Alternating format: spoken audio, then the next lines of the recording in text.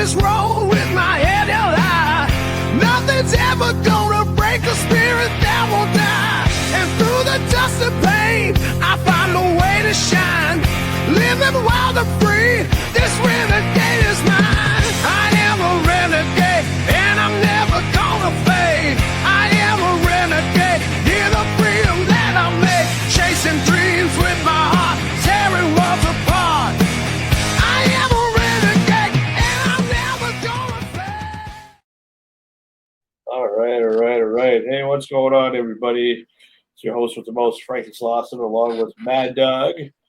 And it's just the two of us today. And I know, yes, we're technically on a break, because we ended season 4 here about a week and a half ago, or a week and 2 days ago, as of this recording. But, we do some exclusive things once in a while. And when I'm able to do something wrestling related, most of the time now I get Mad Dog to join me because, as you know, he was a former independent pro wrestler from the Pittsburgh, Pennsylvania area. And, I gotta have Mad Dog be a part of some stuff, because I appreciate it. So how was your Memorial Day weekend there? I had a great time, man. Went up to camp, relaxed, just let it all hang out. Oh, that's good. Well, today we're going to be interviewing. An author, and this author is his debut book, but this author is also works for ESPN, so it's kind of a big deal. And I saw this book kind of floating around the internet. Was kind of curious about it for the last couple of months. They've been promoting it and talking about it, and I've even heard Eric Bischoff say a few things about it because it's coming out here in next month. So it's not even technically out yet. So we're kind of getting an inside scoop before it comes out. So it's says Say Hello to the Bad Guys by author Marc Raimondi. Raimondi. That's the way he says it. Yeah. Yeah, Raimondi. That sounds about right. I just had to make sure I pronounce it right because, he must be. Does that sound like an Italian name, maybe? Raimondi? Yeah, that's the way he says it. Marc Raimondi. Raimondi. Okay. Raimondi. Yeah. Raimondi. Okay. Well, anyway, so we're I don't know. We're just pretty excited to be able to do this, and should be coming up pretty soon here, in a few minutes anyway. I'm just getting to live already here. So, Mad Dog, tell me about anything you did this weekend for Memorial Day, because I know it's kind of a big holiday for you, and I think it would because it's kind of this kick off to summer anyway. Yeah, we just we go up there and we drink a lot of beer and have a fire, and we get everything ready. When you have a place like that, a lot of things happen over the winter. Mice get up in there and they chew on the wires and the plumbing, and you just turn everything on, and you gotta be patient. You know what I mean? I guess so. Jeez, yeah, mice. Fun. We had a good time. Yeah, mice. No fishing or nothing. Oh, I was gonna say though, you got mice coming running around. I suppose it's a campsite or whatever. Yeah, it's out in the country. Property. Yeah, it's a big trailer. Our trailer's huge, man. It's a 3-bedroom, 2-bathroom. It's fairly a newer one, and it's huge. It's 85 foot by 15 foot wide. I mean, it's a big place, and you get the rodents coming up in the winter. They look for somewhere to hide, and they figure why not? They come and hide in the warmest spot. We opened up our shed and we had like ankle deep full of acorns and stuff. So they've got into the shed and they were living in there pretty good. That's amazing. It's amazing that you would even allow that. But I guess, hey, I mean, there's nothing you can do about it, man. There's nothing you can do about it. You gotta. If they can squeeze through a pinhole, they'll get in there. You know what I'm trying to say? Yeah. Oh no, I definitely understand what you're trying to say. No, it just surprises me, I guess, that you'd let this. Well, I mean, since there's nothing you can really do about it, I mean, just gotta do what you gotta do. I guess that's just how it goes. But Yeah, no matter what, we're honored to have you on here, Bad Dog, because like thank I you said, so much. we don't really do a whole lot of interviews here and there. Well, we do on the show, but but here's still different. Exclusive interviews are different because it's different.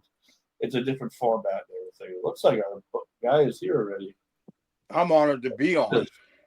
Hey, there he is. Hey, what's going on, Mark? How you doing? Good. How's it going? Oh, it's going really well. We're honored to have you on the show. Welcome to Renegade Radio, or these exclusive interviews, anyway. Happy to be here. Happy to be here. Mark, I want to introduce you to one of my crew members. His name is Mad Dog. The reason why I have him on is because he's a former independent pro wrestler from the Pittsburgh, Pennsylvania area. All right. What's up, Mad Dog? What's up, brother? How are you? Your I'm facial honored. hair is like just incredible. The facial hair is just it's was my just wild it's side. just tremendous. Tremendous. Tremendous. Trying to keep that youth, brother. When you hit that 64 and the wheels fall off, gotta look. Well, Yeah. you look great. You look great. Thank you, My beard pales in comparison to what Mad Dog has going on right now. And that Yeah, it's, but it's pretty epic. the hairs are gone though, brother. Well, I got that you Hogan can't- hair, none of us are perfect, Mad Dog. None of us are perfect. Thank you, brother. Thank you. Now, before me telling you about him being a wrestler, would you assume that he'd either be a wrestler, former wrestler, or like a bike gang guy, or a mafia boss, maybe, or something? Let's not stereotype. I thought he was actually a librarian. Let's not stereotype. I would have been happy with male stripper. Would have been a good thing. Yeah. I thought he was a gigolo. Can I say that There on you on go. this podcast? Absolutely. You can say whatever you want. You can say whatever you want. It's the internet. Well, anyway, we're just excited to have you on because we're two guys that love pro wrestling. I mean, obviously, it's been in Mad Dog's blood forever, and it's been in my blood forever too. Obviously, there's a difference in age between the two of us. I grew up watching it. I was never a wrestler at all, even though I tried it out in high school or in elementary and high school. The different style wrestling, the amateur style. But I always loved watching pro wrestling on TV. It started with the days of WrestleMania 6. I had some friends that were wrestling fans, and we never had pay-per-view at all, but we liked it in the magazines and stuff, and watching Superstars and then Monday Night Raw. But I was more of a WCW guy. When I started watching wrestling, I cared more about the WCW brand, and I still do to this day. You can call me a Mark all you want, but Mark, from one Mark to another, hey. WCW was cool.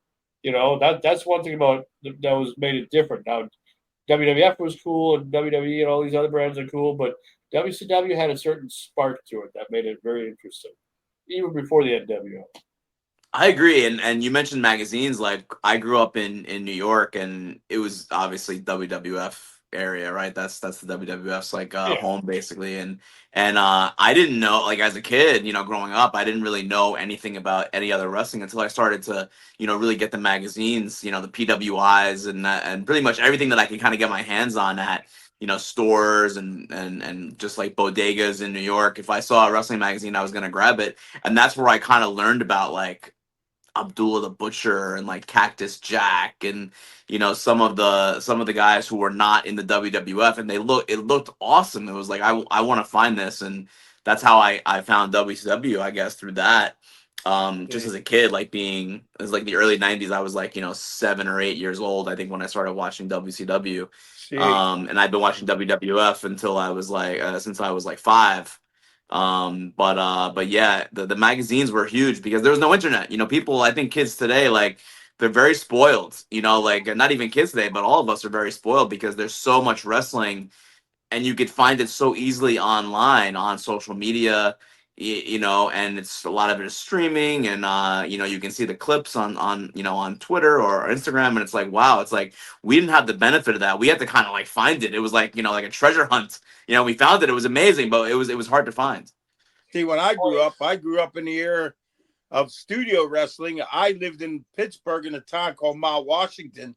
I grew up with Jumpin' Johnny DeFazio was my neighbor, and I had a guy named Rocky Romano, and I had the Fighting Cop out of Carnegie. Well, I lived with all these guys. Wrestling actually started in Pittsburgh. A guy named Bill Cardill brought it in, and that's when McMahon bought it off him. It was the WWF. And I actually have an original belt from there, which I don't have it with me today. I'm sorry. And I grew up with these guys. They all lived in my neighborhood. That's why I got so into it. I mean, I could walk up the street and see Jumpin' Johnny DeFazio standing on the corner without a shirt on. He was just massive. I mean, he was just a massive man, So I was pretty fortunate. I got to know a lot of Rocky Romano was my best friend's dad, and his name was Rocky Romano. He was a old time wrestler. See, I'm older than you guys. I'm 64, but that's where my hair come up. We used to watch it every Saturday at 4:00, on our TV. Mm-hmm. So there was no cable either, and we had to have my buddy hold the antenna so we could see it. Don't move. Okay, now I took enough time. Let's get with the book.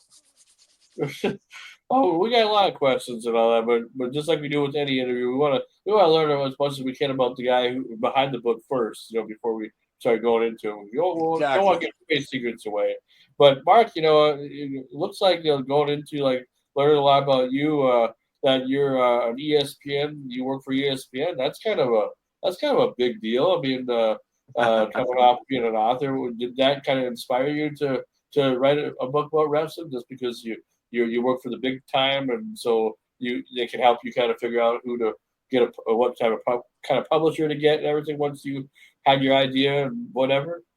So let me tell you the story actually about how the book even came about, and it's because of my work for ESPN. So for 11 years, I covered combat sports, mostly the UFC, a little bit of pro wrestling, and a little bit of boxing. And that was my life for 11 years. And I've been with ESPN now for 6 years. And in 2019, it was announced that the NWO was going into the WWE Hall of Fame.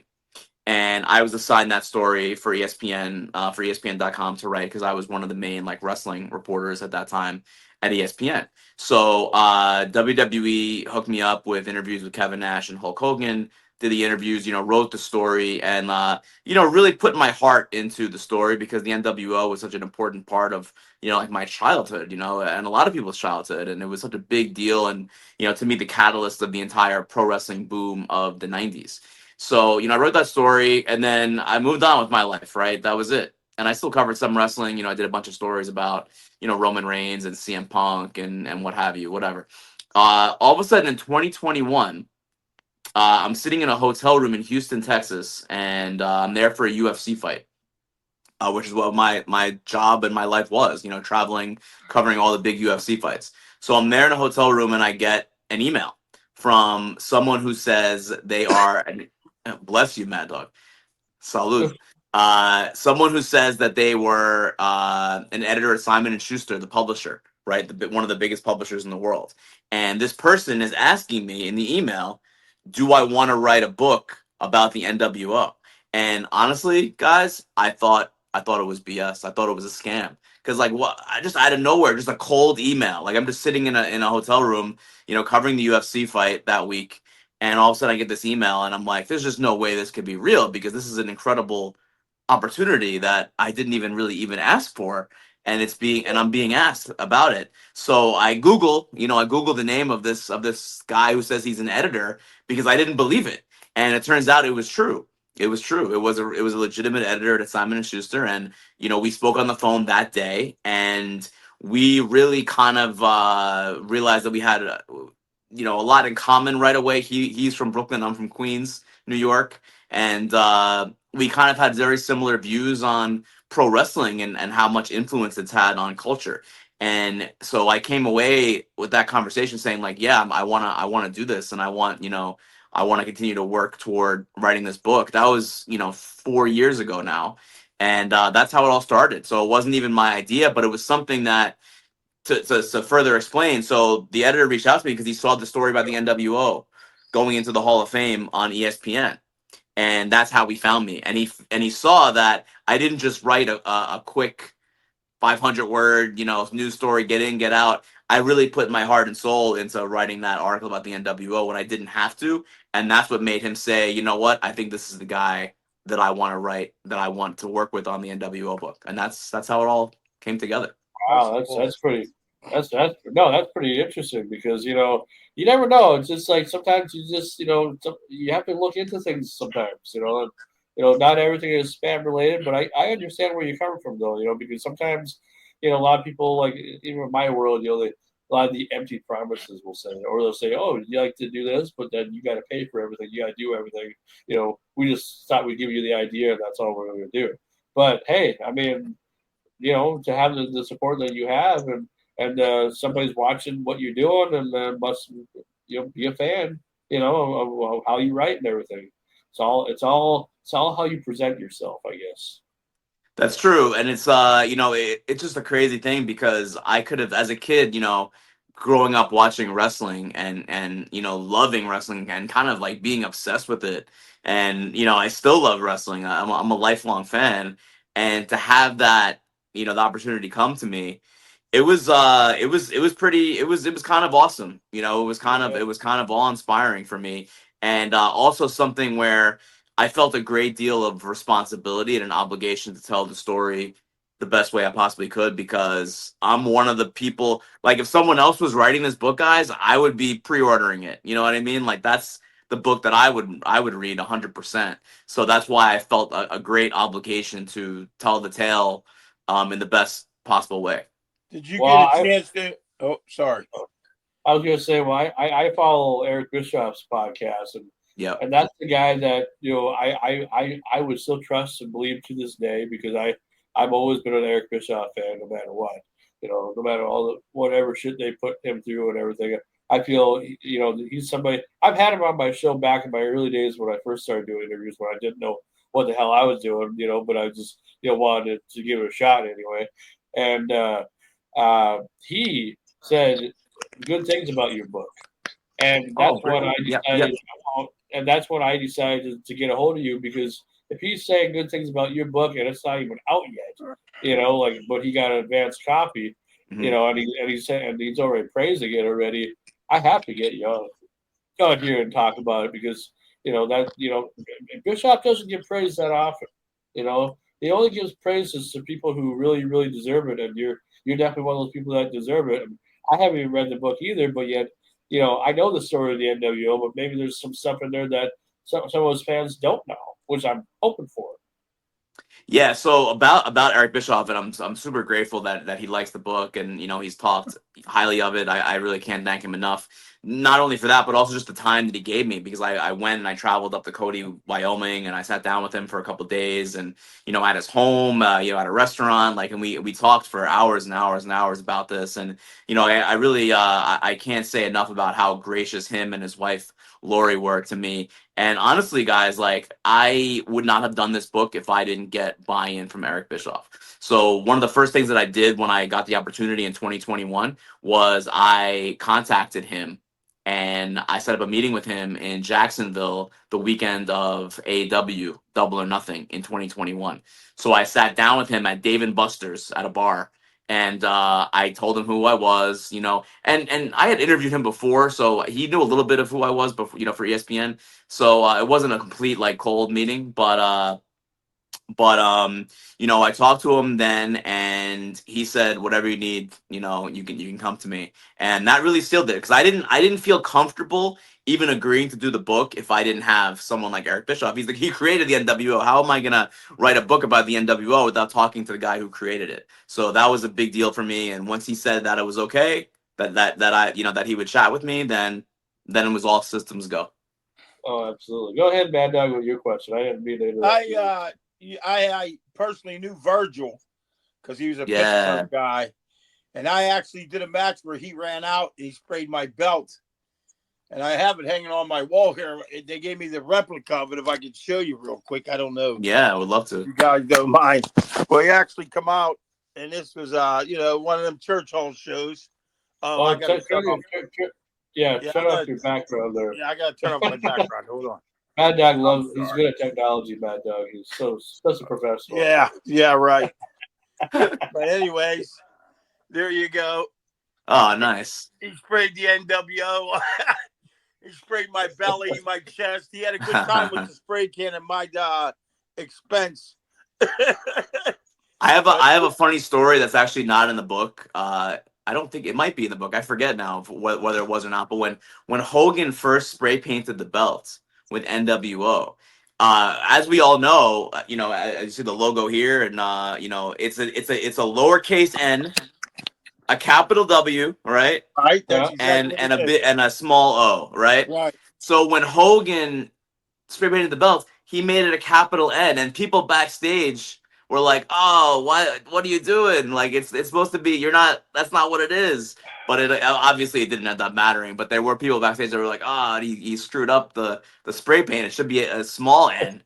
Yeah, that's what Virgil did. He did a small N, a big W, and a little O. Yeah, that's Oh, you see, yeah. Virgil knows. Virgil knows. May he I rest in peace. But that's I my heard. wall of fame. Where I got about 10 fight cards for all my main events. Yeah. Plus, you got all these knives that if he ever had an earthquake or whatever, he'd be. Yeah, I'm a knife collector. I was gonna say I heard rumors. Now I don't know if this is true or not, but it sounds like it's kind of legit because I've been hearing some more about it.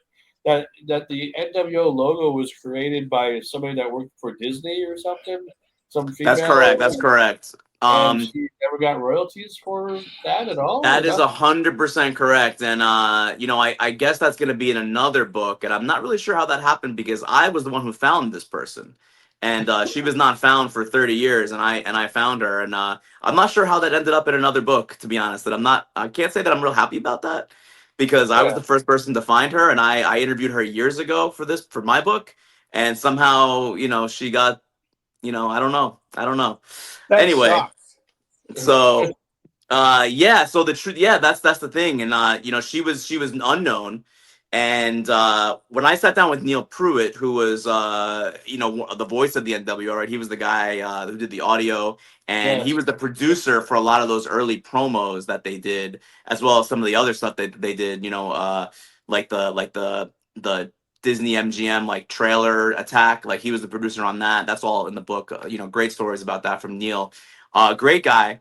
And when I sat down with him, one of the things that he told me, he was like, "You have to find the person who did the logo."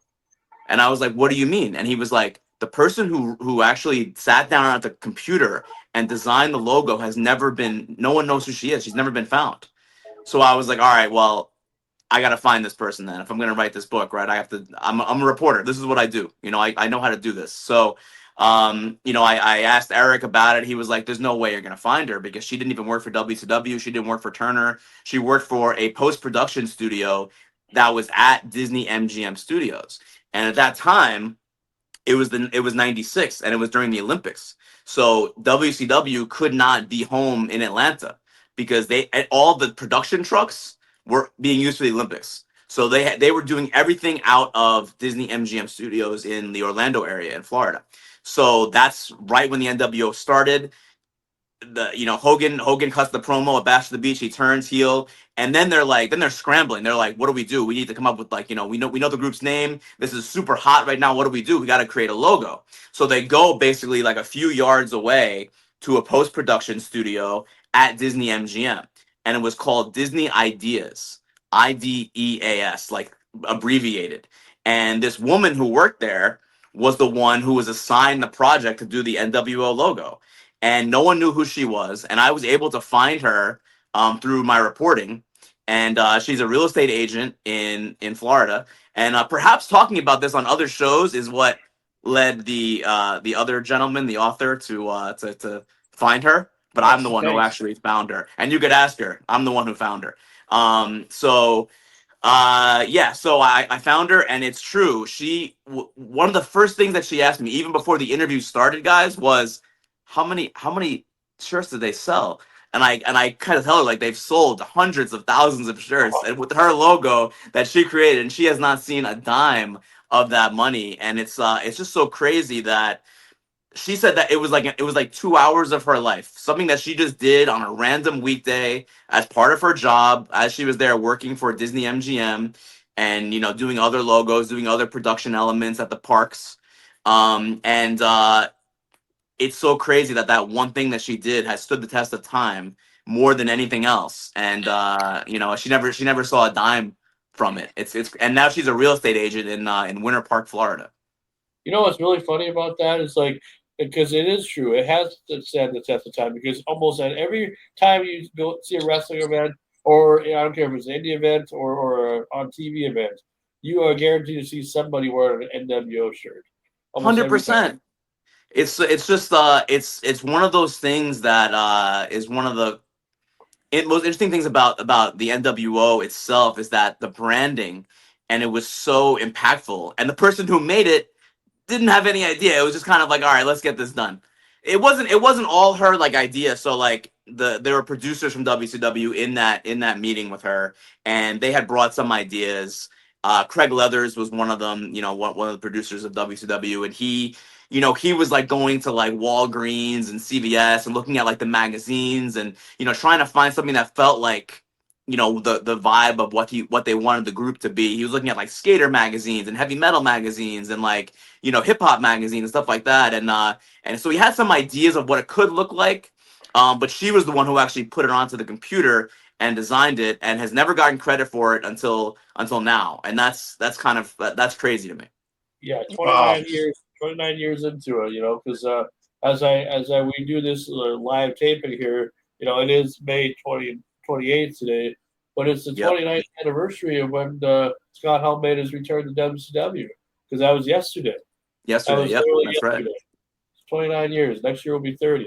It's so weird because I suppose when you were writing the book, you had no idea that Scott Hall was going to pass away or anything. Did you ever talk to him about anything prior to him passing? Before so it was it's crazy how it happened because once I got the opportunity to do the book, I didn't just immediately start writing the book. Then I had to do a proposal, so I had to draw up like almost kind of like a pitch. Like, here's what the book is going to be. Here's some sample chapters, an overview, what have you. So I was working on that, and I sent in the pitch, that proposal, to the publisher in like it was March 2022. I sent it on a Friday. I finished it up, and then by Monday, guys, Scott Hall had passed away, and it was crazy to me because I was not. Man. It was like I was just getting ready, and you know what? I talked to Sean Waltman, who was also just so great to me during the process. Like, I sat down with him in LA. I lived in LA at the time, so did he. So it worked out. We met, and we had lunch together, several hours with him. And he was like, yeah, I'll put you in contact with Scott. And before he was able to do that, of course, Scott passed away. So really wish I would have talked to him because, man, just a genius, just a creative genius, and just the coolest guy ever in wrestling, I think. Yeah. Oh, yeah. Machismo. I'm wearing the Scott Hall shirt right now. I mean, oh yeah, there you go. The best. Oh, Say hello to the bad guy. yeah, that's the thing about it too. It's like when you go back to those days of the early Federation days, or the character days, we'll say, it was all who would have ever thought that these guys who were the big top stars for the World Wrestling Federation would one day join forces and actually be. Yeah, I mean, I know they've worked, like I think Hall and Nash have worked together before, or they knew each other for a long time prior to the WWF and all that. But like to leave the World Wrestling Federation and to come to WCW and to change the way wrestling ever was. Because if you haven't noticed, which I'm sure you do, which a lot of people notice now, there's a lot of copies out there. A lot of people who are trying to be like either a copy of the NWO or a copy of Horseman or whatever, or a copy of DX. And it's like, I don't know. Like I mean, it's cool when a faction gets together, but you can try to see that they're trying to copy. And unless you have like originality and you're showing that with your group, like Bullet Club. Bullet Club's pretty much a ripoff of NWO. They couldn't say NWO because they don't own the rights to NWO, so they had to change the name. And I was just like, how they got the. Oh, sorry, you can call it Aces and Eights, like TNA did, because TNA had a great idea, with the whole Aces and Eights idea, but I still saw a lot of NWO with that. So I don't know. Mhm. I'm sorry to They interrupt got you. their music. Yeah, they got their music. It's like they got it from a porno music. So what's actually crazy about the music? So like kind of like the logo, everything was kind of being done in a rush because they just didn't have. No one really knew this was gonna blow up the way it did, so they were scrambling to like to get things together to market it, and the music was just like a generic track in the Turner Music Library. That was it. And they were just looking through what can we use, and they were doing it cheap because the logo too was like they only had 2 hours to make the logo. They were doing it cheaply, and they found this song.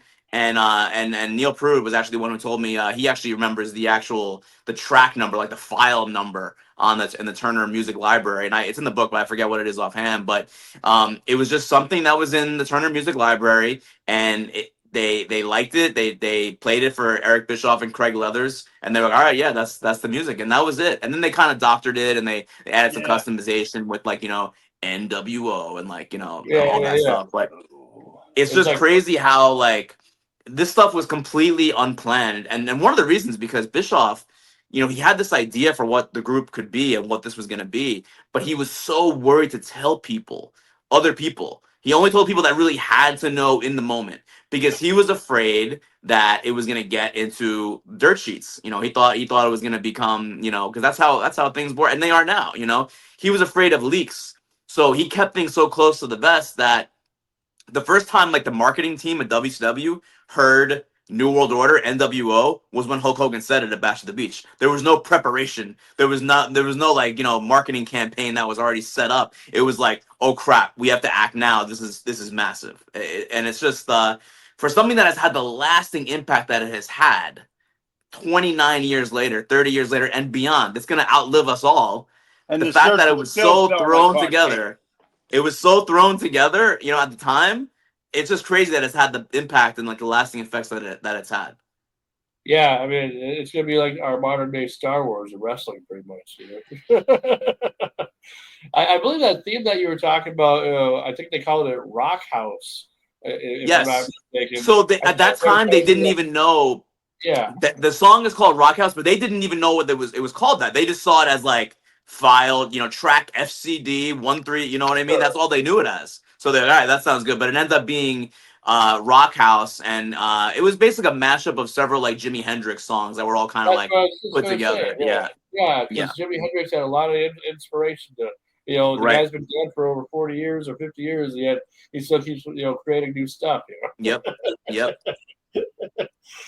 But no, I mean, I tell you what, when I was I suppose this was I was 12 years old in '96, so that was the hype of being a fan because being a preteen and everything. It was just Yep. a cool thing. People were talking about it, and once the whole NWO thing happened, I watched it evolve, as it was happening, and what was funny, like when they started doing the stuff in Sturgis, and they picked that to kind of be the maybe it wasn't the birth of the NWO, but more like the baby shower, we'll say, hmm of it because of the whole belt thing and everything.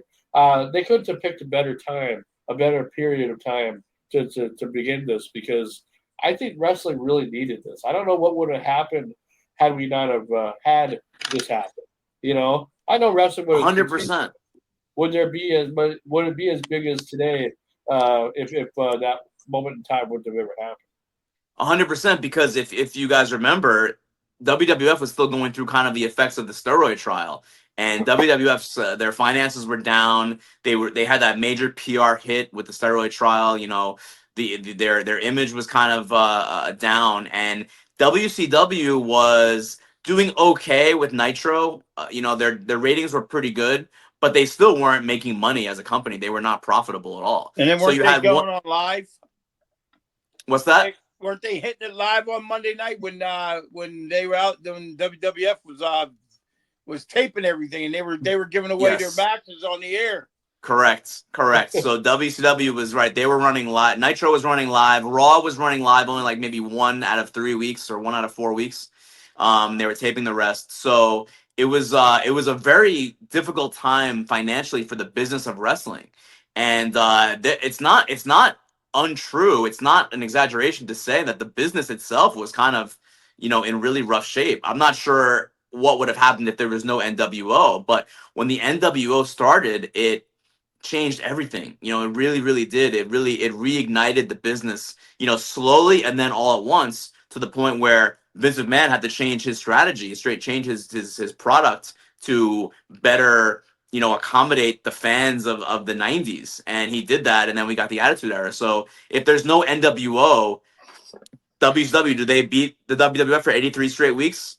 Probably not. And if they don't do that, does Vince McMahon then change his views and start getting behind guys like Stone Cold Steve Austin, The Rock, DX? Maybe not. So to me, the NWO is the catalyst to all those things. Oh yeah, and I truly believe there would have been no DX had there not been an NWO. People can argue that point all they want, saying that it's original creation by Vince and everything, but no, it was a rip off of, well, not really rip off. It was more or less a carbon copy of NWO, except a little bit more attitude because you know in WCW they didn't try to swear as much. There wasn't a whole lot of nudity. I mean, they try to focus on sex a little bit later in their later years, but you know, WWF was more of the attitude. Okay, you know, and whatever. But I don't know. And don't get me wrong, I love watching like a hardcore, you know, match with blood and everything and all that. But WCW was still their own type of creation, even with all that stuff going on. Not like this match with juice, baby. I just don't understand why. Like you can tell me 1,000 times, you know, why things had to end the way they had to, but I just wish that WCW would have lasted. You know, because AEW now has surpassed Nitro, at least in the as far as. Isn't that crazy? That's so crazy to me, man. And I don't even watch AEW. I don't even watch that. I've never watched the match on there. Well, you can't tell me, well, Mark, anyway, from what you know about AEW, and I know it's off subject a little bit, but that you don't see WCW and AEW, you know? I do. I see a lot of WCW. I see like a little bit of ECW. You know, I see a lot of the influence of like a Jerry Lynn and RVD. You know, even a Sabu. You know, may he rest in peace. I see a lot of that influence in AEW, and I think that that's kind of what Tony Khan was a fan of. You know, he was a fan of BCW. He was a fan of WCW. So I see a lot of that influence. I do, and you know, I think it's really, really great for the wrestling industry to have a number two. You know, to have like a healthy number two. I think it's really, really important for the business. You know, for the boys. Because you know, for everyone, for people behind the scenes, because it's other jobs, you know, for these people that would not exist without AEW. Like, what would, you know, where would all these guys be if not for AEW? There's so much talent. There's more talent now in wrestling than there's ever been, by a lot. And where would those guys be if not, you know, you get like WWE can't have everybody. There's only so many hours on TV they have per week, right? So I think it's great. It's great for everyone that there's an option there at TNA, and you know, there's more good wrestling now than there's ever been all over the world. What I find really interesting about wrestling nowadays, especially with the way things are for like a lot of the people who aren't, you know, really on TV anymore and who are more or less maybe have had their run come to an end. You know, back in the day when you were done with wrestling, you kind of hid it. And you know, you hit it, you hit, and you probably never were seen again. Nowadays, because of conventions and stuff, it gives these people, it gives all these wrestlers like a new lease on life because, you know, not only just to make some extra cash or whatever, but like to see fans that, you know, that watch their performances and stuff. And I'm sure you, Mark, have gone to a few conventions, you know, to learn about wrestling and everything. I'm sure from some people. I mean, have you not, or is this? I have, yeah, of course. I actually interviewed Scott Steiner at StarCast a few years ago for the book. Okay. That was a great experience. But I think the convention circuit is you know, great for the retired, you know, guys and girls. I think it's you know, because there's no 401k in this industry, right? You know, they're not getting a pension.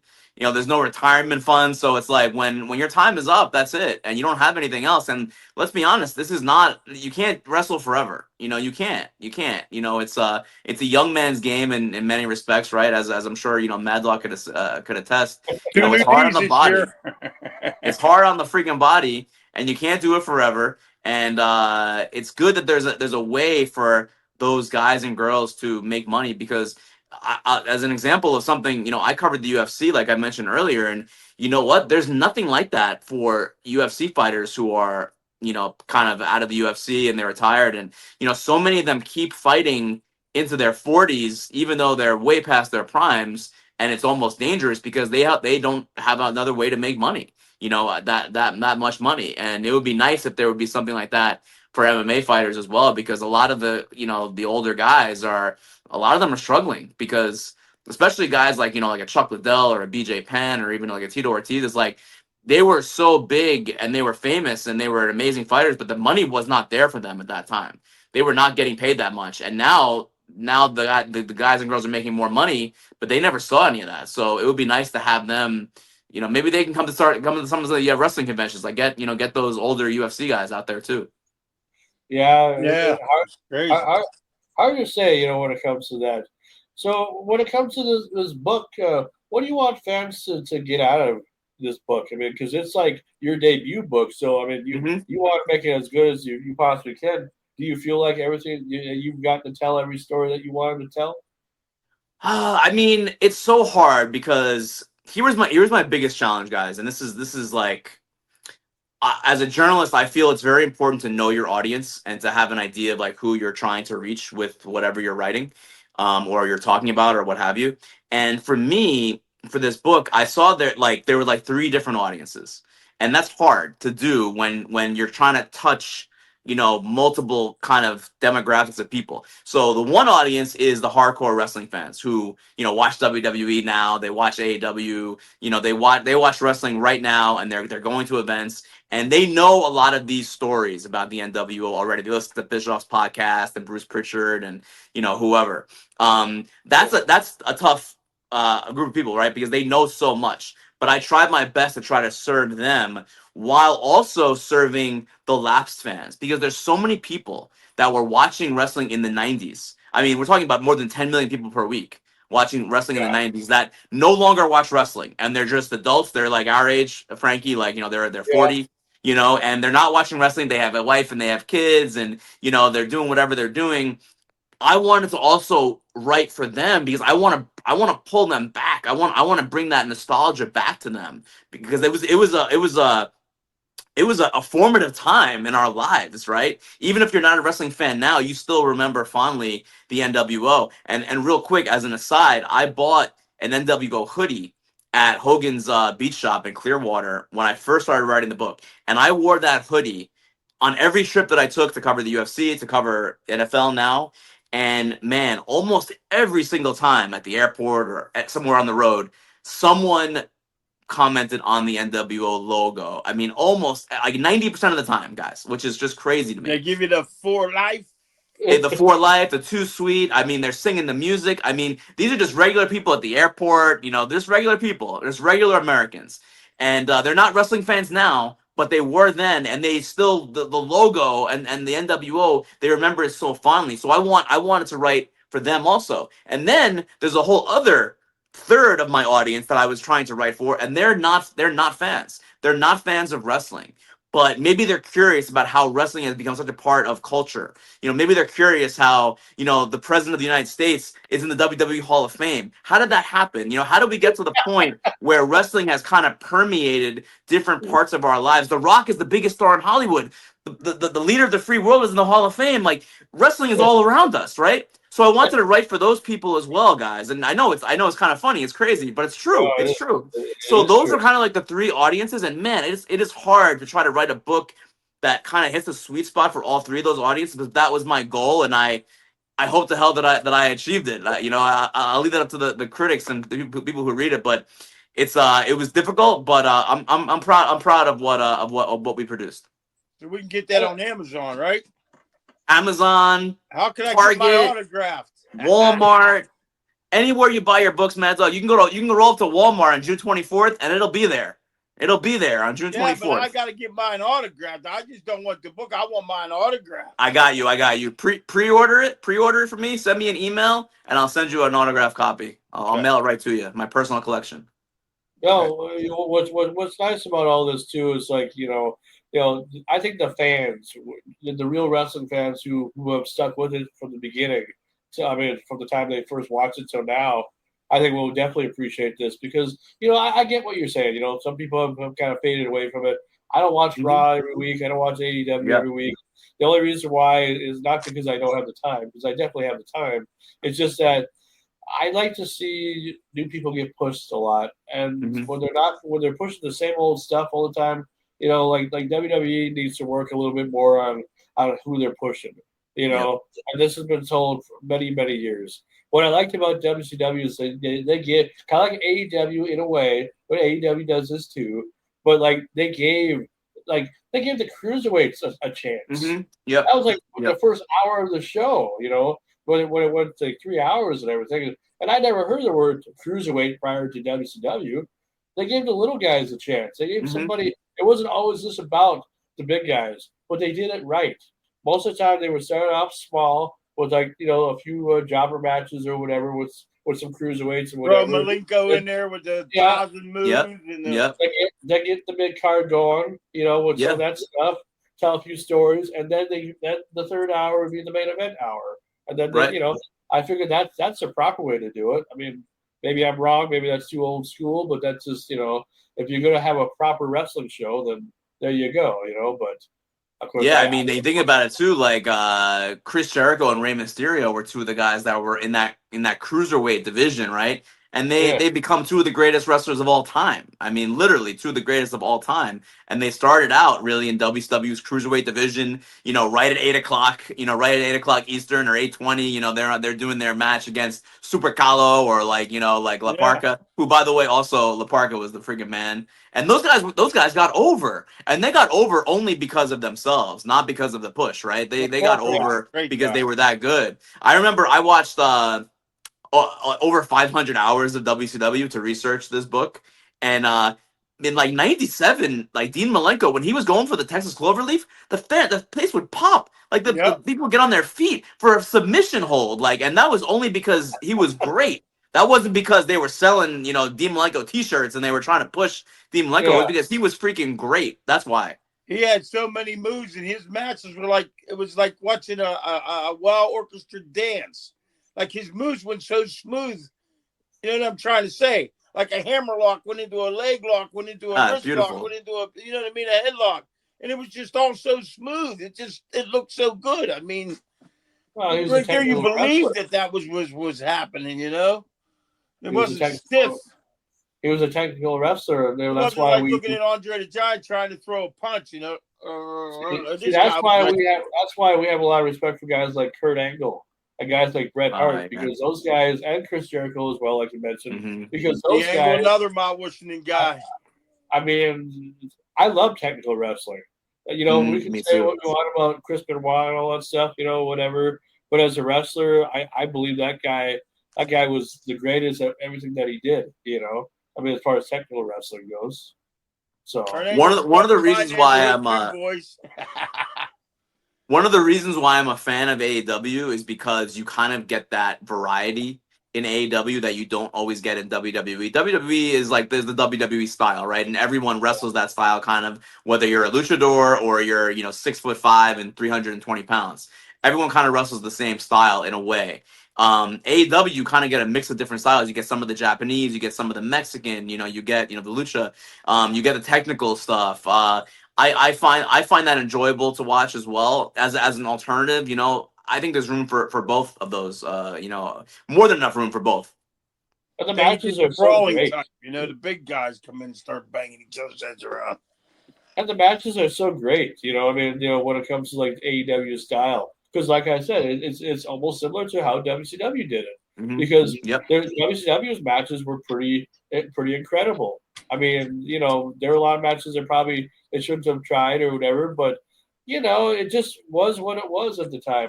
Maybe it wasn't about selling shirts and all that and merch at that time, in the 90s, but once they started doing it, I mean, I don't think I ever remember buying a wrestling shirt. I mean, I don't think I ever did prior to when the NWO thing started. They're the ones that made my merch cool, as far as I'm concerned. Yep, 100%. My favorite shirt is the one I have on behind me. The red NWO with the black. Hell yeah. The wolf I Well, look pack. anyway, Mark, we appreciate having you on. I guess again, this book comes out June 24th. It does. Are you doing anything to get ready for it, like a little pre-party or anything going on?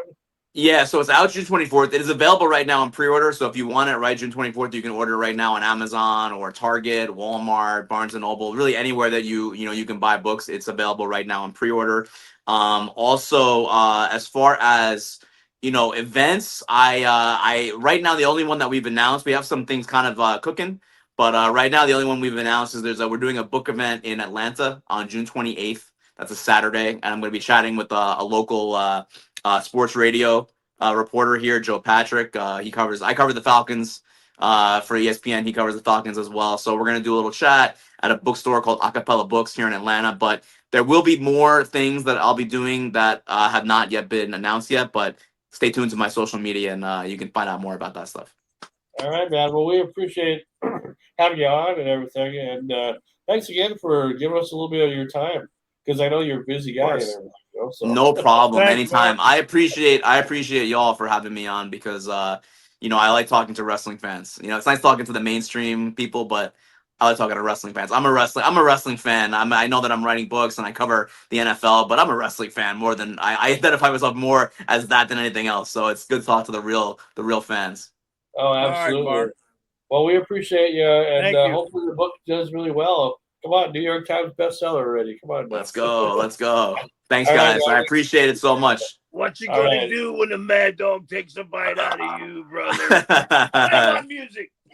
All right.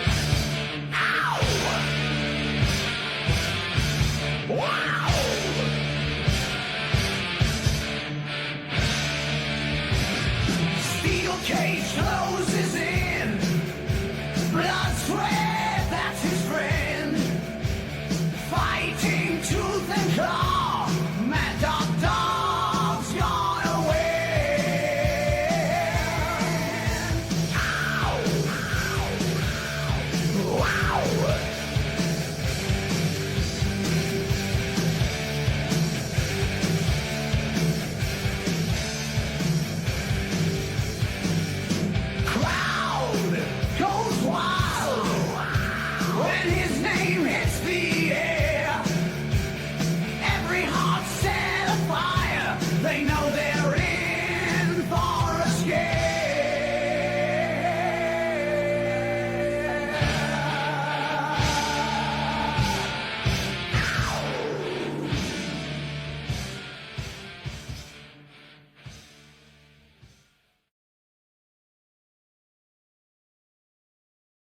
me? Yep, I can hear you. Right here. I think I didn't talk to you. Okay, so can you see me and hear me? Yeah, I see you and hear you. You look great. I see the Brad Wilson poster and all that stuff right behind you. Doggone it, we got it, didn't we? I can't believe it being so complicated, though. It's just like, geez, they made it easy for a reason, but I guess iPads are different. I don't know. Well, the thing about you got a real good, clear image you're sending out, and Yeah. I'm hoping you can hear and see me clearly. Oh yeah. And when this goes on YouTube, you'll see what it looks like afterwards. It'll look very nice. There won't be no audio sync issues or anything. For some reason, Facebook was acting up or it acting all weird, so it wouldn't let me. Every time I try to stream, it'd say you use your time limit for streaming, because I use a type of software to stream. I don't just use what they provide, so I can actually incorporate video and stuff like that from other sources. So it's a technical thing. I don't want to bore you with that. Well, this is my first Zoom interview, so I'm feeling pretty good about this. Oh, good. That's really good. I can see you so clearly, and I hear you clearly, and it really is. I like the iPad for a lot of cool stuff on the iPad. They have GarageBand, which I can demo some of my ideas, and sometimes I use the iPad to take pictures and videos. So there's a lot of technical things about the iPad that are better than my cell phone. Oh, sure, yeah.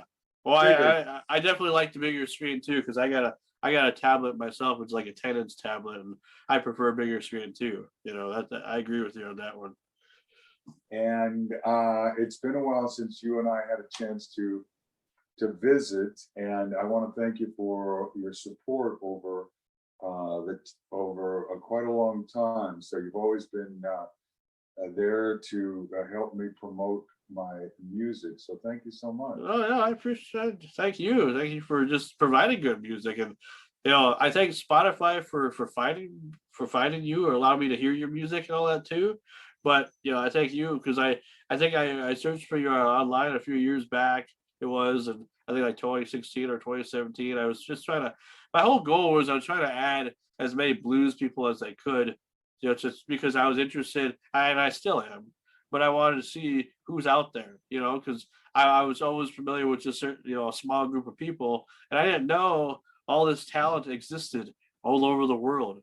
And you were one of the ones that I became very close to, because I really found a connection with your stuff more than a lot of other people. So that's why it's nice to have you back on again, because I do appreciate you more than you'll ever know. I thank you for that. I am excited. I feel tremendous on two levels. Number one, the pandemic and the tremendous devastation of the virus and the loss of life was in our lifetime probably the greatest tragedy of our generation. No generation has seen the loss of life to this level inside of a year. It's greater than a world war. And of course it's still going on, and it's devastating the world. So we are living in a time of incredible adversity, and I feel a joy in the fact that we have survived it. Yeah. Oh, absolutely. It's such an incredible devastation. And when it first took, I was in the middle of some of the most activity for live shows during 2019. I mean, we were just tearing it up and playing a lot of shows. We were at a very, very accelerated rate of activity. And it was kind of hard to believe when March last year, we were playing and the clubs and everybody said, I don't know what's going on, but I think, we're all getting ready to shut down because of government orders, the state here in the California state government. And so it was like, I remember we were I was in Monterey down at Cannery Row at Sly's right there on the wharf. It was pretty fantastic. And there was a large crowd of French people that were visiting the United States. And they were saying that, it's devastating Europe first, and it's coming to America. And they wanted to get their holiday in, and they were going back to face the adversity. And we were all feeling, we were all having a lot of fun, a lot of live music. And then shortly thereafter, everyone was looking, well, is there a workaround? Can we do this any other way? And there wasn't. And then pretty soon we found that everything, the world that I knew, which was to perform live and was stopped. It was just came to a complete and total halt. And then it became a matter of literally of survival, where we did not know, I couldn't get together with the musicians. We couldn't get together, the band. Everybody went into a place where we were wearing masks, and we were trying to understand how we could interface in the world as musicians, because there was no more work. And it was an incredible experience that I had never experienced in my life, where as long as I've been alive, we always, gigged, played the clubs and parties and festivals and events. And then, even the big acts off the road, everybody off the road, Broadway, Vegas, everything comes to a complete close. And then you could not even get together with your musicians to jam, because we didn't know what we were facing with the spread of this terrible, terrible illness, this disease. And we could see by the hospitals that that if this happened to you, it was going to be a dreadful, dreadful way to end your life. And so we just started to wait it out. And it was during this time that the bass player, who's a very good friend of mine that lives a couple of blocks from me here in my town, Visalia, he said, why don't I bring a big powerful Apple Mac and set it up on your patio. You stay in your living room and run the cables out the screen door, and we'll start recording some songs. Oh, there you go. So my friend Brian Beal, he sets it all up on the patio table, and of course it's kind of cold because spring is coming, and it's not that bad here where I live in Central California. So this is, April, May, we're starting to organize ourselves and record. And I said, okay, well, I'm going to do a new album. And I would have headphones on here in my living room where I'm at right now. And the cables, the mic cables and everything would go out. And he would come around the side gate of the house. And we started the Nepenthe album, my new album, Nepenthe, by doing that. So we were tracking from the patio to the living room. And I would go to the coast to a place called Big Sur, which is this very famous location, and which is, it's beautiful redwoods right up to crashing waves on the cliffs, and it's just amazing. And so there I would go with my acoustic guitar to get inspiration to write the songs, because again, we're just dealing with a lot of isolation. And There's a super famous building there, a restaurant bar that was closed, but the viewing area was open. And so I started to read about the history of this building called Nepenthe. And it was the first bohemian hangout by this family, had built their houses there, and then they'd opened up this very famous bar that has a 180-degree look. You can see for miles and miles and miles out into the ocean above the rocky, you're on a cliff with the beach below. And so I read that Nepenthe was where these very famous writers and actors, and Steve McQueen, Elizabeth Taylor, and a lot of big poets and Orson Welles and writers would go and rent cabins, and they would go to the bar at Nepenthe because back then it was very rural and rugged, and hardly all wooded, and so they would stay up late into the night, all these artists and actors and writers talking about art and music and poetry. And so I really, as I would sit there writing the songs, I would get a feel for the history of Nepenthe and what the artists were about that were there. And then when I looked up the word Nepenthe, I realized that they had taken the name from the Greek Odyssey Homer, which had used the word Nepenthe as being when nature is so grand, it is a natural high, and Homer referred to it as being on Nepenthe. And so that started out my new album, writing songs on the Big Sur coast with an acoustic guitar, and coming back here and recording them with my friend Brian Beal on bass. Jeez, hard to believe what a pandemic would do, but as a musician, I totally understand. I mean, you gotta keep doing it. I mean, and yeah, we're lucky that we survived, which I kind of figured. I mean, and I don't mean to get all political with the world and everything in my interviews, but the world's a little fucked up. We all know that, and it always has been. But it's like other things have come up, that have happened during the pandemic that I think pissed me off more than the actual pandemic in itself. But I digress, I guess.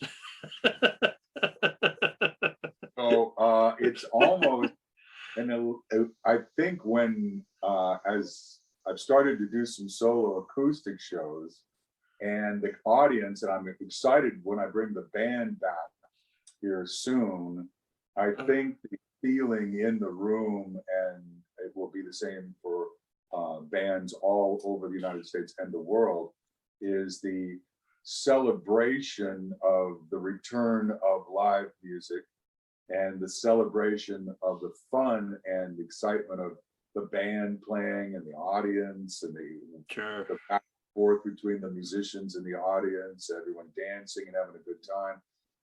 I think as we go into the summer of 2021, it is going to be incredible, the emotion that I would not be surprised if there's some tears shed for joy. Oh, absolutely. Oh, yeah. I mean, I've seen that in a few things that have happened. I know they had, as you see in the background, I have a WrestleMania shirt, and they had WrestleMania this year finally live in front of a crowd, where they had it in Tampa Bay, and they were supposed to have it last year in Tampa Bay, but the pandemic stopped that. They still had WrestleMania, but it wasn't where it was supposed to be. So having that first live event in front of a crowd for the first time in over a year, yeah, there was definitely emotions, and I don't know like when the first big concert is, but I know there are, at least in my area, there is some stuff a bit that is going to be happening, and we definitely emotion for sure, definitely. It's exciting that we came through it, and exciting that we are back, and it will be wonderful to have. I'm excited to have this brand new record, Nepenthe, with 12 brand new original songs on it, and I look forward to having that new material to play, in addition to the songs I played before from my records, and then some classics along the way. But yeah, it's I felt that. So during this time of writing and recording, some of the engineers would say, okay, well, if we both have masks on and we're both the only ones in the control room, we can go ahead and continue to work on the records. So I was able to take the recordings that I was making here, and my friend Adam Gus, who plays terrific drums in Los Angeles, and was able to send me the drum tracks that he would do in his home, synced up using a click track, and I could go ahead and bring those into the studio with me and begin to build the song. So gradually over time, the album started to take shape. So from April, May of last year to April, May of this year, I was managed to be able to get a new album together. I think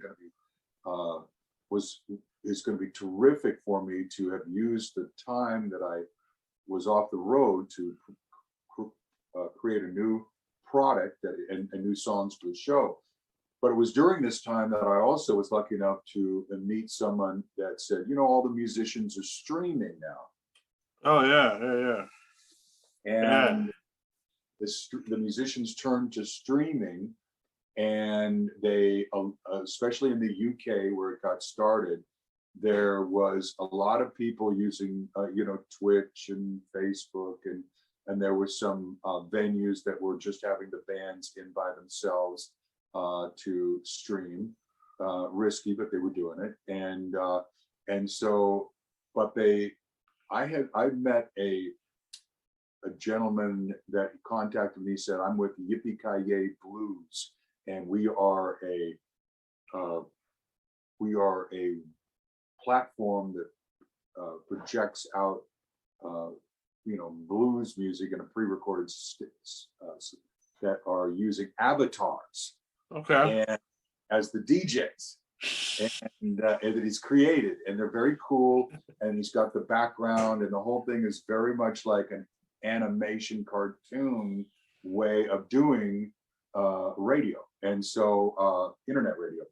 So he said, would you be interested in doing a streaming show for us?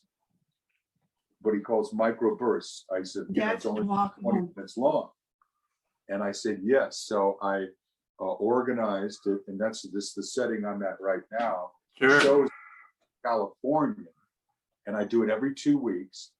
And I have my high-powered guitar equipment here, and the bass player plays live bass, and then I have the drum tracks that my friend Adam Gus sent me that we turn up really loud. And so we're cranking it out, some pretty powerful stuff, and we record it, and I transfer it to him, and he puts it out on his Yippee-Ki-Yay Blues website every 2 weeks.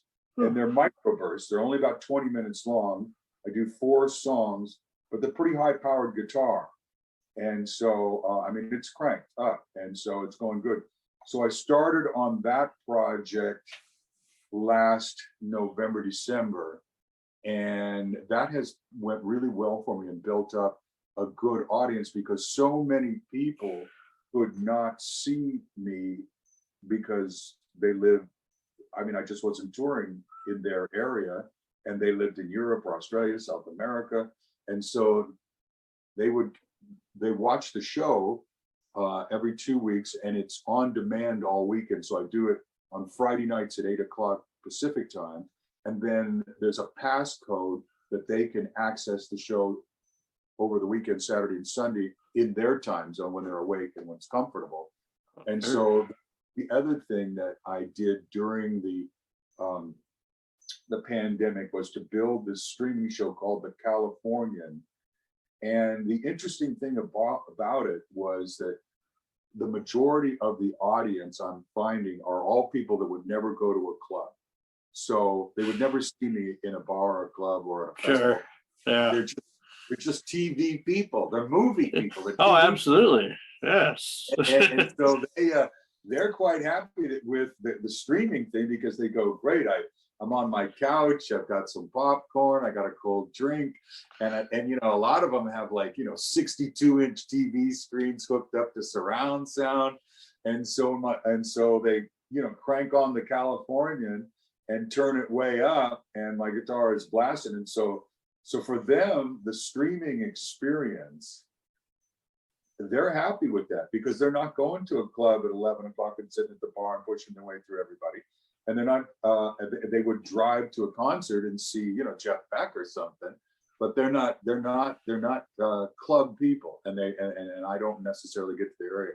So the other thing that I did in my off time here during this last year was to develop the Californian streaming show, which has been remarkable for me to realize how successful it is and how powerful it is to the internet, this new form of reaching people, which is streaming. Now, a lot of people will stream for, a 90-minute concert out of a bar or something like that. Some people just do loops with a guitar player doing looping, but I'm just doing a straight up trio with a lot emphasis on guitar. And I find that it's something I will continue to do, even when I go back to playing on the road. Oh, that's awesome. That's good to know. I don't mind the background noise if you heard anything in the background. I live with my folks currently right now, so as the pandemic has done that to me. So I live with my folks currently. So there's they like to. I told them that I was doing an interview with you, and whatnot, but they just it's like you live with people. They want their stuff done first before anything else. So don't mind that. I don't. If you're wondering. No, the pandemic and the effect that it's had on the world, and especially entertainment people in the entertainment business and music industry, entertainment industry has been devastating. We are excited to have everyone come back. We are thrilled to have people have an opportunity to do what they do, because we need the restaurants open, we need the bars open, we need festivals happening, we need lighting and t-shirt sales. We need people to go back to work. We need people to it was going so strong in 2019. It was such a shock when they hit the light switch and turned it off. Yeah, I never thought I'd ever see that day either, because in my mind I was kind of getting ready to just experience a lot of different concerts and stuff like that, and stuff I haven't done in a while. And then the concert that I went to last year, I did two concerts. I did Kiss in February of 2020, because they came to Grand Forks, which is 2 hours from where I live. And then I was going to go do more concerts and stuff like that. But then the pandemic came. And so I had to wait until the Fargo Blues Fest last year to even experience an outdoor or indoor type of festival. And that's pretty much the last thing that I've done so far. Then now this year, there was everything coming back, it'll be great. But I just, I get why they had to cancel everything, but it's just like, if you're wearing masks and stuff like that, and I know it was before everybody got vaccinated and everything, I don't understand why they'd have to cancel almost everything, especially when it's outside. I get inside stuff, but outside stuff should still be, okay at that time. What do you think? Well, I don't know the answer to that, but I do understand the frustration, because here in California, people, we're in the process of recalling our governor, and it's not going to fly, even though they are going to have a special election, because they got so mad at him. Yeah. And everybody, the entire state was saying the exact same thing that you just said. There's got to be some workaround here where we can still do stuff without the total 100% closing of the entire economy and all the jobs lost. And so, and of course, there was a small riot in the sense that they kept the, Walmart's open and the Target's open and the Costco's open, while they closed all the tiny businesses that were selling the same thing. Exactly the frustration you're expressing was felt so greatly here that they said, we got to get rid of the governor and open this place up. So, but didn't, and they're going to have a special election. I don't think they're going to end up getting rid of him, because the federal government just gave him so much money in that to try to fix everything, that he's going about helping tons and tons and tons of stuff here in California, community colleges and schools and preschools. So everyone's now happy again because there's a lot of good stuff going on. But it was a terrible, terrible economic time. And we want to make up for it and have the best second half of 21. We are going to rock it. We are going to rock hard. Oh, absolutely. And I think now that things are slowly getting back to normal, I think, people are already feeling it already. I mean, I've been feeling it for a while, just, because being stuck at home, it was okay. I mean, it's all right, but it's nice to go out and be able to go to a movie or something like that. Cause I'm a movie guy too. I mean, not just a music guy. I love music, but I always love movies as well. And I love going to a big screen, even though I have a home theater and a 75-inch TV here. But, so it's been nice during the pandemic and everything, but I like to even see a bigger screen, just like you talking about, So you and I think alike when it comes to that. I'm glad you're not a small screen type of guy. Well, and I understand, Sean, that they held back a lot of the really great movies, the big blockbusters. Oh yeah, coming out this second half of this year. So not only do we love seeing the movies, but now they're going to give us a bunch of really great ones, one right after another. The Ghostbuster one is the one I'm looking forward to, because I was a big Ghostbuster fan. I still am, but the one they made in 2016, I mean, it was okay, but it could have been better. They could have put more thought into it and more originality. But I think this one it's coming out November 11th, and that one, originally was supposed to come out last year, But hopefully now this is the final date set, and I know what you're saying. It's like Top Gun 2 and No Time to Die and a bunch of others that are supposed to, and Fast and Furious 9 and all that stuff. I mean, is that stuff that you like on the side when you're not I would go doing see music? every one of those movies you just mentioned. Yeah. See every one of those.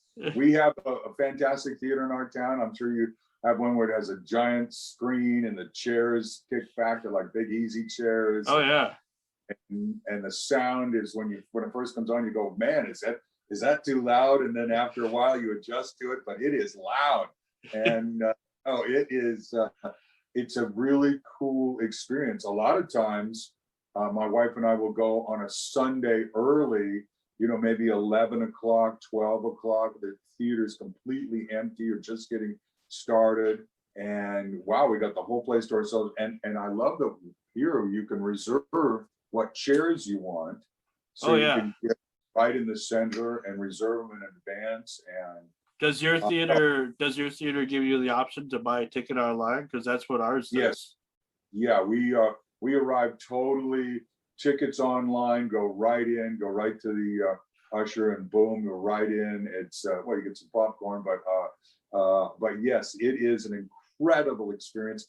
The second half of this year is going to be incredible. The movies, the bands are going back on the road. Everybody wants to rally. We are going to rally, and we're going to rally big time. I am in contact with my friends in the Netherlands. I did a short tour in 2019 in October, where a band over there invited me to come over, and a complete band, guitar, bass, drums, and keyboards, and invited me to come over and do my songs and just front the band and have some fun. And they had a bunch of gigs lined up. So it was an incredible experience. I was able to stay with the drummer's family. So there was not a great expense for me. And we're already talking about doing that again. I've got this new album coming out in Nepenthe. Might be back over in the Netherlands. And the Netherlands are a fantastic country. The Dutch, they're one of America's greatest allies in the world. We love them. They love us. It's Amsterdam. A lot of the country is farmland. They're big on making cheese, and their food is excellent. They love American music.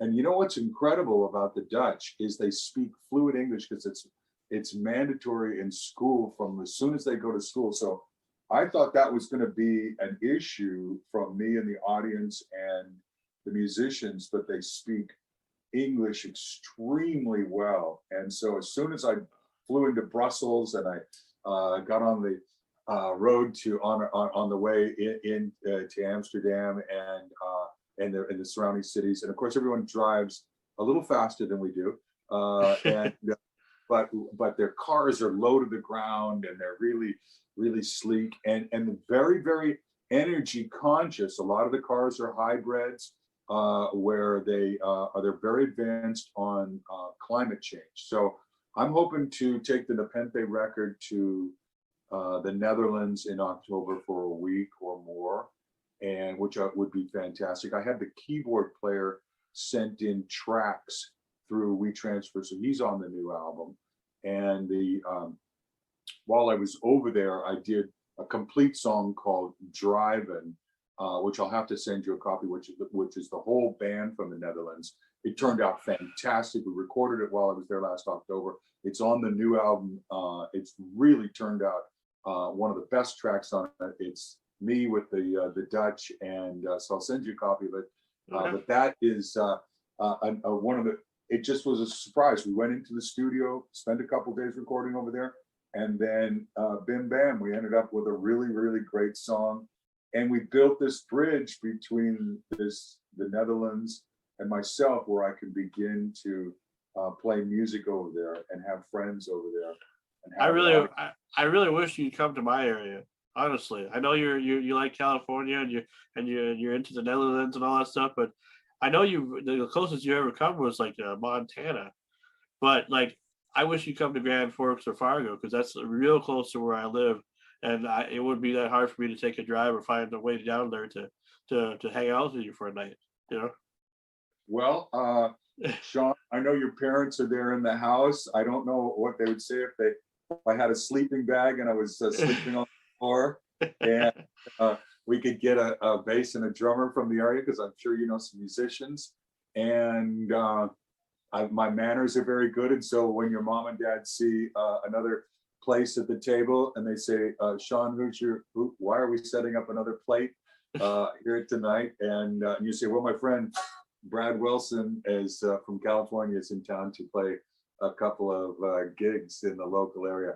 Just having fun with you. But I would love to come to your part of the United States. And I think you love it, because Grand Forks and especially Fargo has a lot of clubs.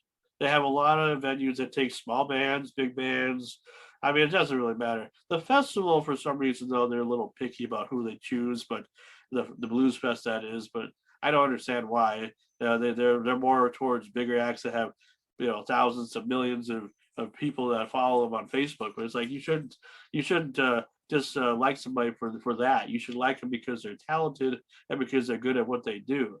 So I don't understand. Like, I mean, we could try to see if you can get you on the card there, but I don't I don't know what they'd say. But if it was me, I'd be like, you'd be my headliner. You'd be one of my headliners for sure. I think it's a start. I think that between you and I, we'll get that Fargo booking, and I think it's doable. And I may not be the premier act, but what a lot of fun is. First of all, I come out, I do my set maybe early in the day or whenever to get the whole day rolling, and then you and we check out the bands throughout the event, and you do some interviews like you like to do, and I'll meet a bunch of the musicians. We'll go around and talk to people.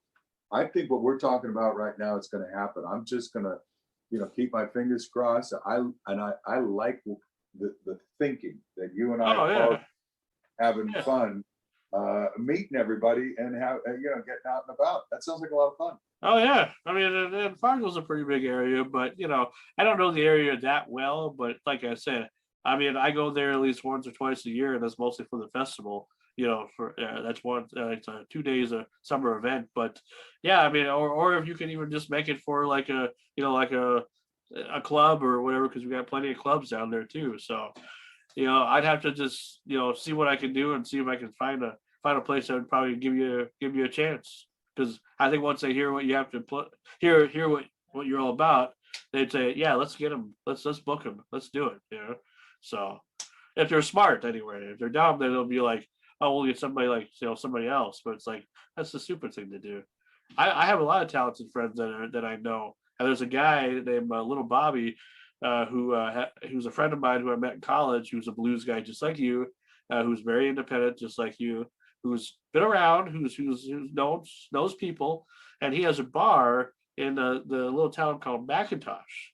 So even he could book you if you wanted to. It's a small little town, but I guarantee you, a small little town in Minnesota loves acts and loves, you know, people. So, and that town's only 45 minutes from me. So it's like, you know, it's not that far away.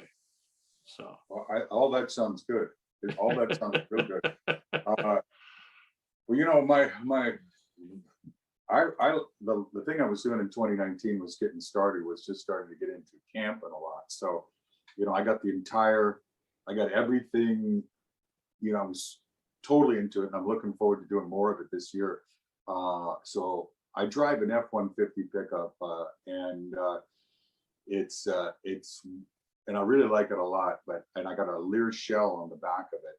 And so I got everything I need for camping in there. You know, I got the Big Buddy for heat. I got my, I got this really cool grill that you hook up to the butane. So it's not a Coleman stove. It's a full-on grill, and it's a nice small one I got from Costco, and it just fires up.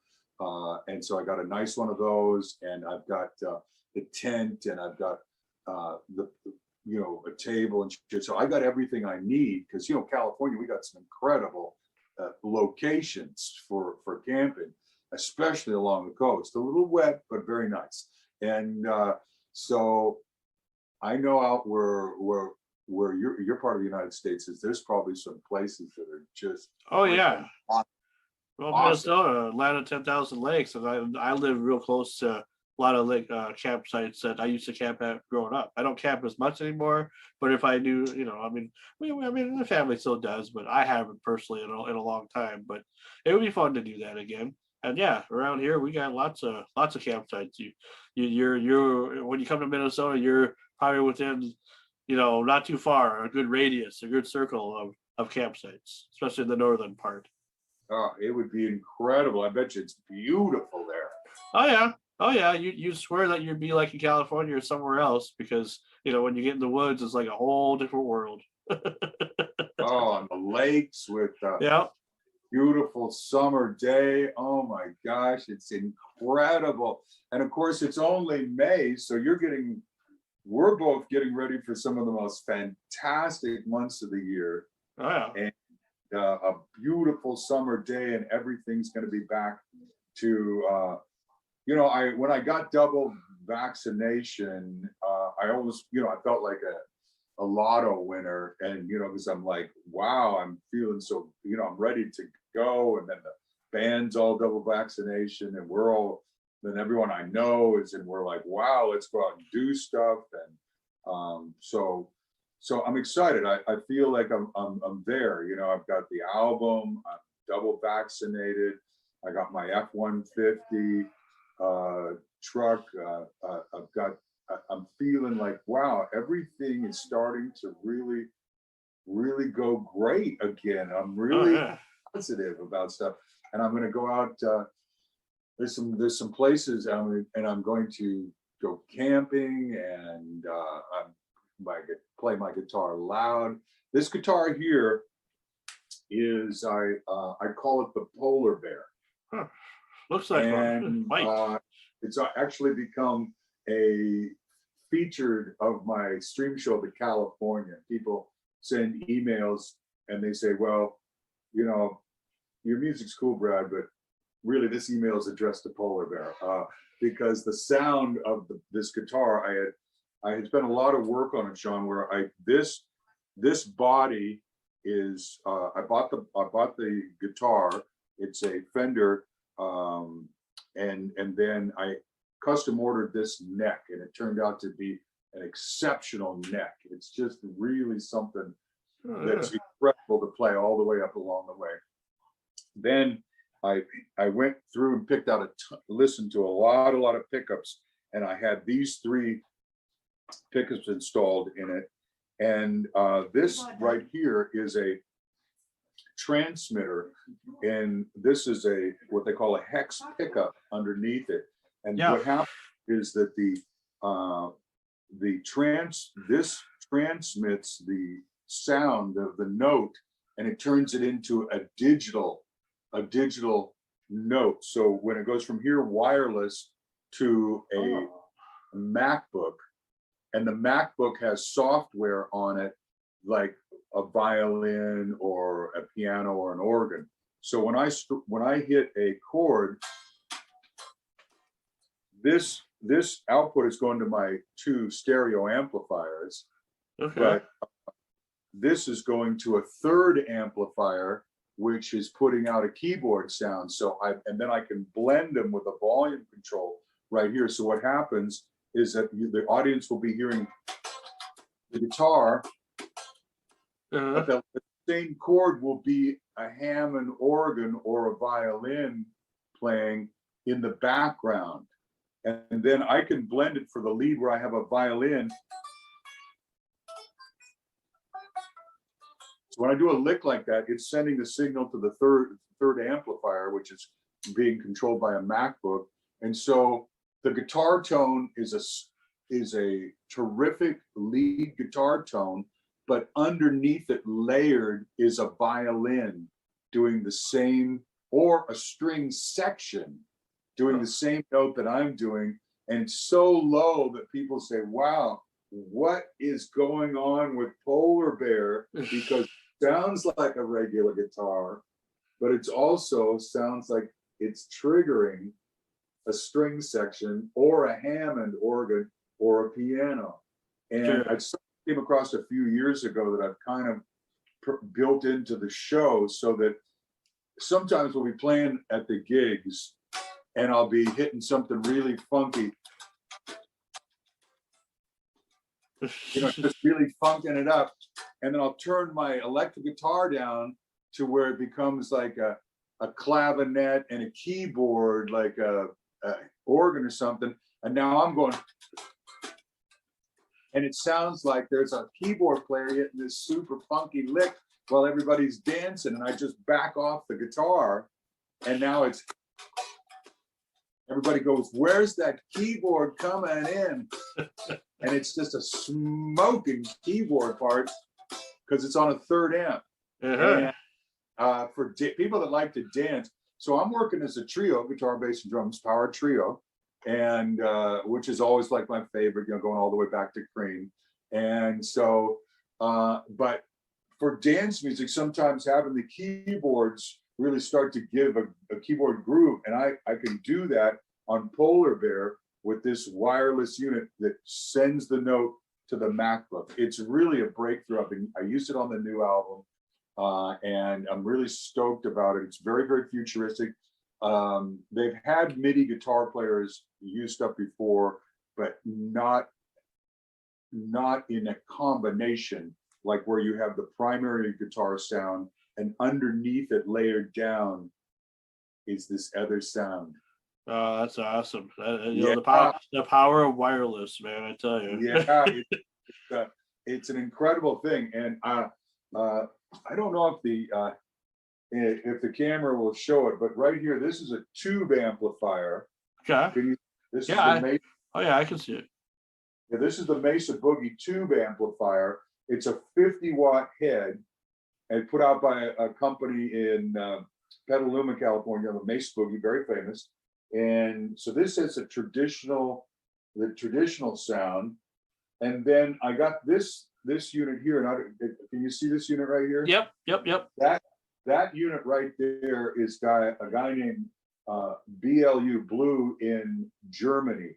Sure. And this little box right here is a solid state 100 watt. It's extremely loud, very light. He invented it because people in Europe have to take public transportation. So you could put this small unit, which sounds like a Marshall stack. It has everything you need on it. it's just a great sound. And the secret to it was that he used one small tube in the preamp to give it a natural tube sound, and the rest of it is solid state. But it's a guy named BLU Blue, and this thing is incredible. So I have the most modern amp on one side, and then I have a 50-watt traditional long old school amp on this side, and I'm running it through two 112 cabinets. And then my third amplifier is a small Fender that runs the keyboard with the MacBook on it. So I'm running old school 50-watt 112, high-tech solid state through 112, and then I have a small Fender over there that I'm running the MacBook in. And so all three of these amplifiers with the Polar Bear is the rig that I'm currently using to record and use at the shows. Oh, that's awesome. Well, Brad, I tell you, it's been fun hanging out with you and stuff, and interviewing you again for the third time. And it seems like every other year or so we get a chance to talk. And I'm going to send you a link to Bob's Bar, and you can check it out, and his contact information and everything. And if you want to give him a call and we can make something happen, well, I'll leave that up to you. I'll leave that in your hands. But I think you'd enjoy it over here if you did come for a visit. Well, it would be a lot of fun, and I would be thrilled to hang out, and we could check it out and do some stuff. And I will definitely call Bob's. I'll definitely contact Fargo, and I will start to build a plan to try to come into your market. Sure. And get some stuff going on.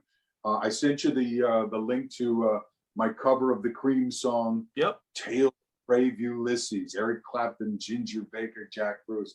Woo! It was a gutsy move to cover it, but I think it turned out pretty good. It's on the new record. And then I sent you the single. It's called Flying With You. Wrote it on the acoustic in Big Sur, California. And it's the first really big single off of the Nepenthe album. And I'll definitely get you more songs and the complete album, Sean, as we get it done. We should have it done probably in the next 8 weeks and out. Okay. Well, that's cool. Of course, anybody that wants to know more about you, how can they do that? Well, I invite everybody to come to my website, bradwilsonlive.com, bradwilsonlive.com. And it's there that you can get a free ticket to my show, The Californian, streaming the second and fourth Friday all weekend, because it's on demand. Check out my show, The Californian, with Brad Guitar Wilson. Free ticket. Just go on over to the website, Brad Wilson Live, and get your ticket and hang out with me on a Friday night when I start ripping it up with Polar Bear and my friend Brian Beals on bass. So it's a lot. We have a lot of fun on the show, and then of course I'm on Facebook, Brad Guitar Wilson, and Instagram. So if anybody wants to send info at bradwilsonlive.com or just on Facebook in general, I'll make it a point to answer every single person that contacts me, even though sometimes they only want to talk to Polar Bear.